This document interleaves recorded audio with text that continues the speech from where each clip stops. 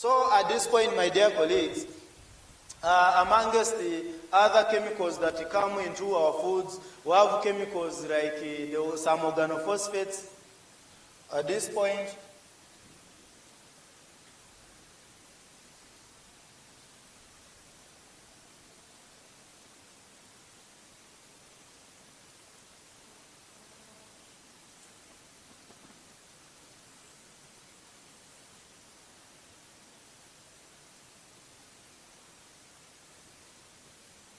so from today onwards, you need to, before I reach there, before I go back, let me take you back briefly. From today onwards, you need to know that actually frying meat, maybe deep frying is a bit safer. But grilling, every time grilling, enjoying grilled or roasted meat, you need to be always cautious. Boiling, I think, boiling and maybe deep frying is maybe a bit safer, but I don't know. This is a research for all of us to carry out, especially we who are in the field of medicine, who are in the field of medical science. We need to keep on researching and researching, but still before we can say that this type of cooking is more safer. But again, of course, boiling is a bit safer compared to grilling, where the temperatures reach above 150. And we start actually getting the nitrosamines from those foods. So among other chemicals, we have other chemicals that end up in our meals all the time in our foods. We have chemicals like organophosphates.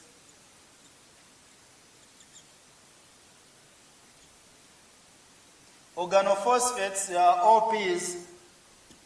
Organophosphates, usually we use them when we are spraying our agricultural crops. When I have a farm, maybe when I grow tomatoes and I have a farm of tomatoes, you'll find me when I'm carrying the pump on my back as I am spraying my tomatoes, already preparing them for market. Preventing them from being attacked by some insects and some pests. So, however, I'm sure this is very, very common, by the way. Most vegetables that we buy, we find that maybe they are having these chemicals. Most tomatoes. Some tomatoes, we usually go to the market and as we are buying them from their stacks, from their clusters, the way they are arranged, you find that actually there is even we call this that organophosphate, which we call ambush. I don't know why they call it ambush. I don't know if that is from ambushing or from to ambush. You know that OP or that chemical that we find on our tomatoes when we even buy them from the market. You find when it is still fresh there on those tomatoes. So if you don't actually wash those tomatoes, like maybe me, I always ensure that I wash those tomatoes about maybe 5 times before they can be chopped and ready before they are ready for consumption. 5 times I wash, I pour that water, again wash, pour that water, again wash, pour that water for 5 times before I can start slicing and chopping those tomatoes ready for consumption or ready for frying my sauce or my food. And Madame also does the same. So that's the protocol. Because if the cumulative effects, when we wash those tomatoes, onions, whatever, and other vegetables and fruits, like maybe for 2 cycles, and you consume, still some traces of the organophosphate will keep on remaining. As they remain, the cumulative effect will be there, and eventually the end result will be carcinogenesis, and eventually we find that we are developing some cancers which without knowing their origin, without knowing their inducers. So let us always be careful. So among other chemicals that end up in our foods, commonly we have chemicals like formalin, or formaldehyde. Formalin or formaldehyde, you know, we use this chemical in embalming the dead bodies, human dead bodies in the mortuaries. When we are dealing with the coroners, you know, We use this chemical to preserve or to embalm our bodies so that they don't start decomposing.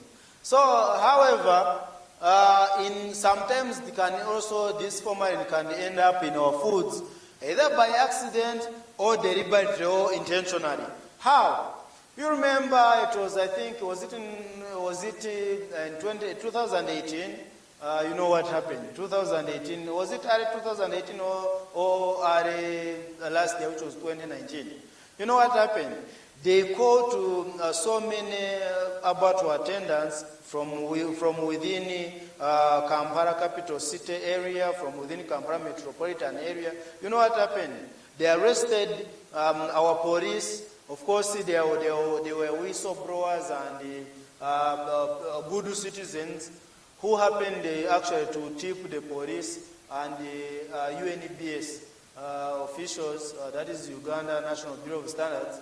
And indeed, the claim was true. They found out that for a long period of time, most of those butcher owners, most of those abattoir owners were using formalin, this chemical, to preserve their meats for consumption, maybe so that they would still, after some days, they would still keep on selling their meats. It was sad, it was unfortunate, and when the authorities came to know, indeed, they arrested them. They even charged them in the courts of law. You remember when our president was very, very furious, and he wanted them to be sentenced, to be given life sentences, because they were actually monsters. He called them monsters, he called them murderers. And it was right. So, let us always be very, very careful. So, like those people, that group of dangerous traders, the dangerous abattoir attendants, for them, they did not value our health, they did not value our lives. Instead, they were valuing money. Their value was in money. So, they deserved the punishment. So here, in most cases, we always need to be very, very careful and watch out. Most foods, some of the foods that we consume usually have this formalin. And formaldehyde is also having carcinogenic properties. So many researchers found out that formaldehyde has carcinogenic properties on our tissues, on our body cells. So some of these are the sources of some of the cancers that we develop. So at this point, let me take you to another category of another environmental factor and the causer of cancers. At this point, we can graduate. We can graduate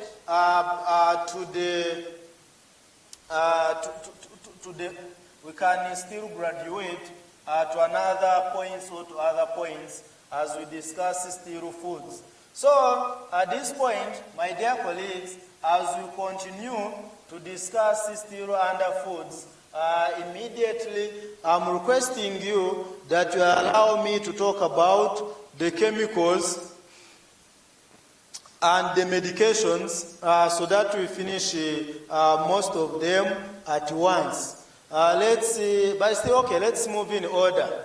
Let's look at the infections. Let's look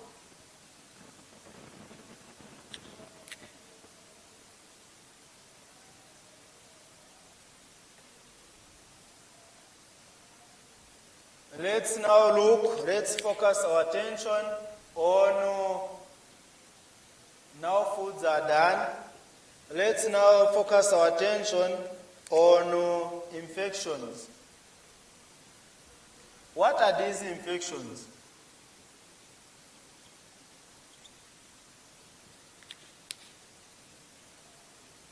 What are these infections that predispose our bodies to cancer? What are these infections that predispose our bodies to cancers? Here, let's have a look. We have our viral infections.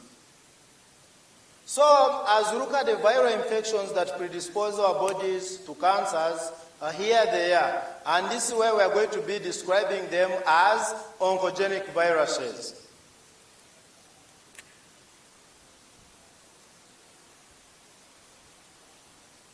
Oncogenic viruses. I hope you at this point you understand the language of cancers. Onco, then genic from Genesis, the beginning. Onco, the tumor. Genic, the genesis, then viruses, we already know them. Now, which viruses are these? Of course, not all the viruses are cancer inducers. Not all the viral infections predispose us to cancer. We have a specific group of the viruses that predispose our bodies or that induce our body cells to undergo dysregulated or uncontrolled cell division, whereby we end up with the cancer in the end. So here we have these viruses. These viruses include one, we have human T lymphotropic. Human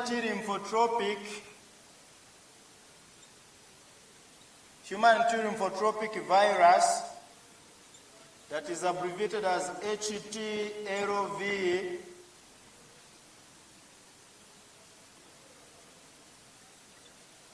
We have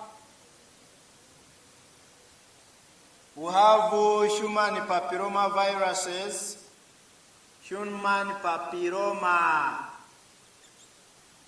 We have human papilloma viruses, abbreviated as HPV, especially strain 16 and 18. Strains 16 and 18.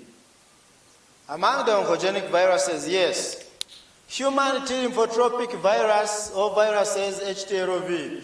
This one, HTLV, induces some types of leukemia, a certain type of leukemia, which is hematological malignancy or blood cancer. This one, this group of the HPV, they induce cervical cancer. Cervical cancer in females, of course, you know the cervix. The cervix is the neck of the uterus. You know the womb. I'm referring to the womb or the womb. I'm referring to this, the womb or the uterus. So I might say, what is the cervix? The cervix refers to the neck. This neck of mine is the cervix. So, but this is the neck that is connecting the head to my trunk. So we also have the cervix, which is the neck of the womb or the uterus in females. So I'm referring to the other cervix or the neck of the uterus or the womb in the females. So human, we have heard of HPV. There are so many other strains, of course. There are those strains, the strains that are predominantly actually implicated in the carcinogenesis of cervical cancer. There are these two, HPV strain 16 and 18. Then you have others that cause benign lesions like the genital warts or the papillomas or the warts. Like strain, I think 6 and 11. Strain 6 and 11. These ones cause actually genital warts and other types of warts. But in this case, allow me to erase or wrap this information because we are focusing mainly on cancer. But we also need to appreciate that these warts are examples of benign lesions or benign tumors that are harmless. The moment the inducer has been removed, the moment they have been maybe removed by cauterization, they don't recur. The moment they have been treated successfully, with the other toxic or corrosive paint, which is podophyrin or podophyrin paint, they go off. So these are not, but if they remain there, sometimes they can also become cancer. So if the infection is mixed, we have both strain 16, 18, and also these others. They can start as warts, then eventually they become actually malignant lesions. So at this point, let me first erase this. So still, cervical cancer, the one that commonly occurs in our females, usually above, those ones above 30 years. But of course, above 30 years, they are usually at risk of developing it. Above 30, and it is through chronic, it is through having multiple partners with while having actually unprotected sexual intercourse with various partners that we end up with these strains that over some period of time, usually after 30, in most cases, this is usually after 40 years, you find that the cervical cancer lesions or cervical dysplasia begins, and eventually cervical cancer develops. So you need to know that it is HPV, strain. This is within these strains that induces this cancer. That's why, of course, our government has been actually having an active program where we have had massive vaccination of a certain age bracket of younger females, and most of them received that vaccine. I don't know which brand though. I don't want to tell lies. I don't want to deceive. There's a vaccine that they received, and I don't know that it was Cervarix. We have Cervarix and Gardasil. These are the human HPV vaccines, the human papilloma viral vaccines that have been approved. Of course, we have others that are still about to be on the market anytime. We are still waiting. But so far, among the ones that are established, we have Cervarix and the Gardasil vaccines currently that are being used in the management, in the prevention, in the vaccination and prevention of cervical cancer. So we need to keep on, I don't know, we need to go look for details. One of these vaccines targets 4 strains. There's one which is a quadri, refers to 4. Tetra. Tetra still is the same as quadruple. One is a tetravalent or a quadrivalent vaccine. One of these two, either Cervarix or Gardasil, one of the two is a tetravalent or a quadrivalent vaccine. Another one is a divalent. Meaning, when we say that a tetravalent vaccine or a quadrivalent, it means it targets 4. It means it targets 4 strains of the virus. It means it targets 16, 18, 11, and 6. It means it targets both the ones which cause warts, genital warts, and especially 6, strain 6 and 11. Then also the ones which cause carcinoma, cervical carcinoma or cervical adenocarcinoma, which are mainly 16 and 18. So when we hear that is a quadrivalent vaccine or a tetravalent vaccine, it means it targets the 4 strains. Then when we hear divalent, mostly it means it targets the strains, HPV strains 16 and 18. Di means 2.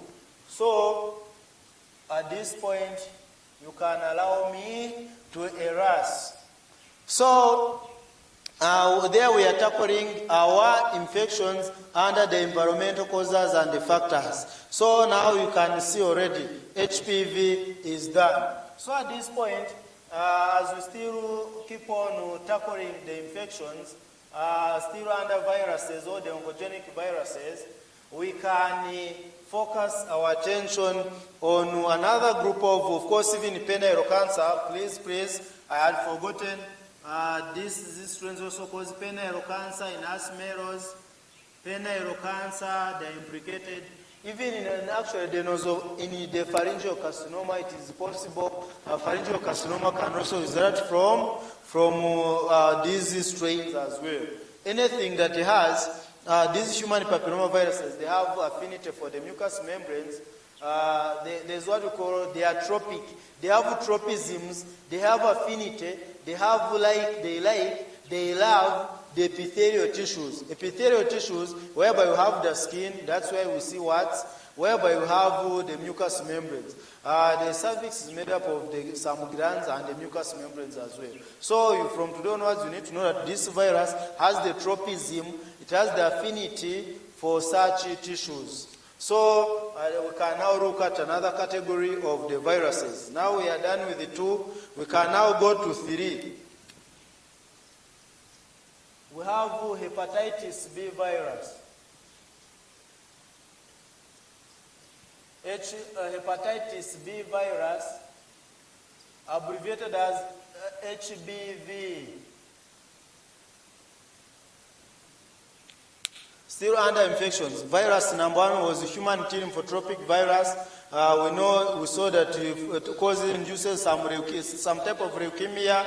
Then human papillomaviruses, we already know what they induce: cervical cancer, or cervical carcinoma, penile cancer, and asmeros. So now we have graduated to hepatitis. Hepatic, when I say hepatic tissue, hepatic organ, I'm referring to liver. It means I'm referring to the liver. So hepatitis B induces hepatocellular carcinoma. Of course, it does not, you don't get the infection and immediately you get hepatocellular carcinoma. No, we must, of course, either when we contract hepatitis B infection, maybe through sexual intercourse, maybe through through contact, our occupational hazards. I might touch a patient without maybe putting on gloves, and one of my patients maybe might be having hepatitis B and very active, and eventually I contract it. I might not be immunized and I contract it also when there's danger, and I come into contact with someone who is infected. So we contract this virus from various actual sources. But these days, our blood is overscreened. We rarely get such cases who contract hepatitis B through blood transfusion. It's rare these days. It rarely happens. It rarely happens because our blood is screened on various actual stages within the blood banks. So what happens is that when if I contract hepatitis B virus, my immune system can fight it off. My immune system, it can also be that it might remain with the infection and it becomes chronic but quiescent. Then with the time, if it still becomes chronic, my immune system, if it becomes chronic, I can be at risk of developing liver cirrhosis, like what happens in alcoholic liver cirrhosis. Still, I can also end up, if I'm unlucky, I can also end up with the hepatocellular carcinoma, HCC, that we have already looked at when I was describing the role of aflatoxin B1 and others in the pathogenesis of hepatocellular carcinoma or liver carcinoma. Likewise, our hepatitis B causes liver cancer or causes HCC, the hepatocellular carcinoma that we already saw. So at this point, my dear colleagues, you can allow me to graduate and we go to point number 4, under still viral infection. So at this point, I believe each one of us has already noted down. And the beauty is that somewhere the information is repeated.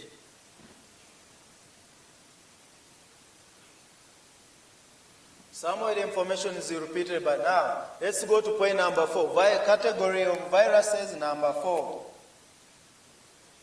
We have Epstein-Barr virus. Epstein-Barr virus, abbreviated as EBV. This virus causes or induces cancer called Burkitt's lymphoma.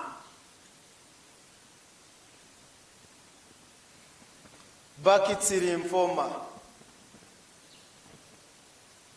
This is a commonly pediatric tumor or a cancer of childhood, and it is treatable actually when it is diagnosed very early. When there is early medical intervention, this is one of the treatable actually types of cancers. This is one of the treatable types of cancers as long as the diagnosis is made at an early stage, as long as the medical intervention is very quick. Children always actually recover from this type of tumor. So we need to note this. So our Epstein-Barr virus induces our bodies to develop Burkitt's lymphoma. And I have said that this cancer is mainly a pediatric tumor. It is mainly a pediatric cancer. By the way, I need to remind you that Burkitt's lymphoma was discovered in 1960s at our own Mulago National Referral Hospital by one of our pediatricians who was with Dr. Burkitt. During those colonial years, during the colonial period, in the late 50s, either late 50s or 1960s, it happened, the discovery it was first seen at Mulago Hospital, Mulago National Referral Hospital in 1960s. I don't know what happened, anyway, I'm sorry, I don't know what happened. Eventually, when the sample was taken to the United Kingdom, they found out that indeed it was a new type of tumor, a new type of cancer that hadn't been discovered by any other medical scientist or by any other doctor. And eventually they started putting it in the medical literature in our textbooks. But the reason as to why they only recognized one founder, I don't know. But what I know is that one of our pediatricians, one of the indigenous pediatricians was also there. I think he had trained from the UK, but he was with one other physician, pediatrician. But I don't know how they end up only recognizing one doctor, and his name up now still remains. Well, it is okay, but I believe for the issue of fairness, they should have recognized both. Maybe they will have Stephen Johnson's syndrome. Maybe Stephen was a person, Stephen Johnson's syndrome, Stephen and maybe Johnson's syndrome, maybe. They should have done it that way. Another point is, like they will have maybe Saruk and Jonas, Albert Sabina and Jonas Saruk vaccine. When I say Saruk vaccine, I'm referring to polio vaccine. It was named in the honor of Dr. Jonas Saruk, who invented it. Then who invented that polio vaccine.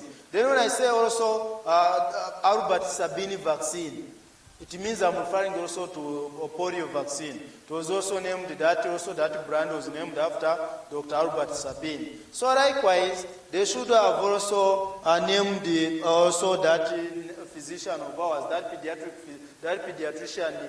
physician pediatrician of ours as well, together with Dr. Burkitt. Together, they should have been honored together. Like what happened back in 1921 when Dr. Frederick Banting in Canada, together with his medical student, they discovered insulin as the therapy for diabetes mellitus.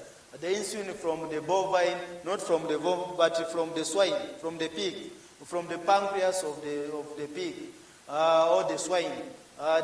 Together they came up with that invention and they were recognized together. Yes, although Dr. Frederick Banting was the boss. So, back to our carcinomas, back to our cancers. Now, also, the same virus is implicated in the development of the nasopharyngeal carcinoma. Nasopharyngeal carcinoma. Nasopharyngeal CA or nasopharyngeal carcinoma. The nose, when you see the the nose, then pharyngeal, pharynx, behind the nasal cavity.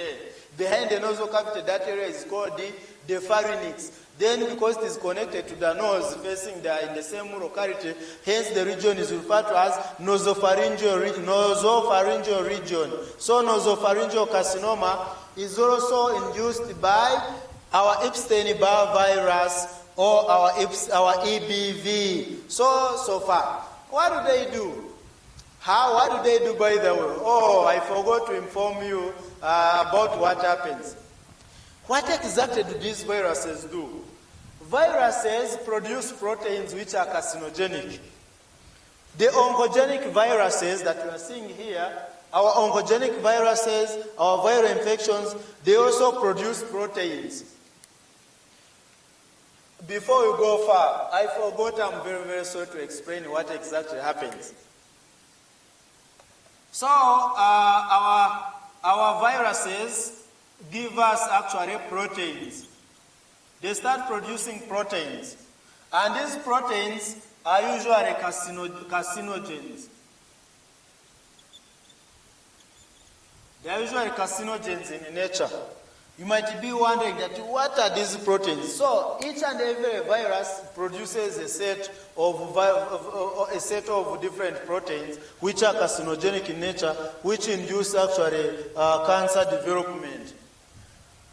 When you look at hepatitis B virus, it has a set of proteins which it induces, but again, which it produces to now trigger the process of carcinogenesis.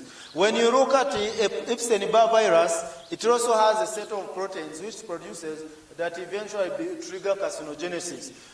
When it comes to the human papilloma virus, I still recall those proteins very well of the HPV that I talked about. In order for carcinogenesis to occur, you will see that, for example, HPV, human papilloma virus, will produce, we shall see human papilloma virus, HPV, we have already talked about those strains. We already know them.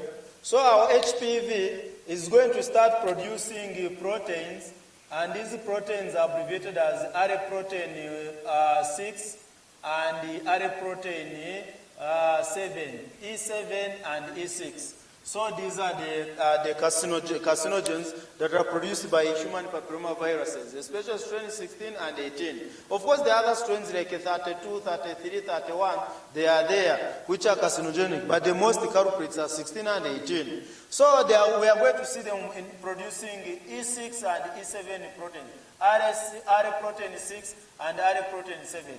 These R-proteins, they end up actually binding, they destroy our P53. They end up coming and targeting our P53 that we already know, the guardian angel of the cell, together with, I think, E6 targets, E6 inactivates. E6 inactivates, if I still recall well, it inactivates the P53, and the E7 inactivates the retinoblastoma protein, RBP. So I said that also retinoblastoma protein is also a tumor suppressor. This is a tumor suppressor protein or a tumor suppressor gene. This is a tumor suppressor gene. So they are protectors. These genes protect us against against the cancers. And I said that these genes are found where? On our DNA. They are found on our DNA. And DNA is found within, it is supercoded within the chromosomes. And within the chromosomes are found where? Within the nucleus of the cell. So now we are going to see our R-protein 6 and R-protein 7 that have been produced by human papilloma virus strains like 16 and 18 coming, binding onto the P53 of which cells? The cells that form the epithelial linings of the both endo and ectocervix or ectocervices the cells, the epithelial linings of the glands penis